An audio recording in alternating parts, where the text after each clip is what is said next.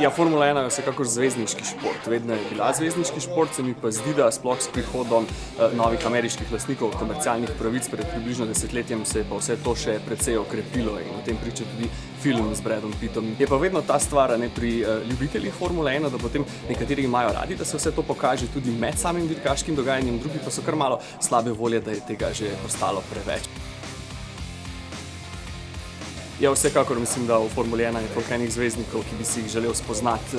govoriti z njimi, tu in tam človek dobi priložnost in mislim, da je treba vedno izkoristiti, ker to so res zvezdniki takšnega formata, da si je pravzaprav kar težko predstavljati, kako velike zvezde so že samo dirkači, recimo. Pa, mogoče ni bilo ravno tako pred leti, desetletji, takrat je bilo zvezdnikov mogoče manj, danes pa se mi zdi, da je kar večina aktualnih dirkačev precej velikih medijskih zvezd, to je pač vse del tega cirkusa, kot rečejo Formule 1 včasih.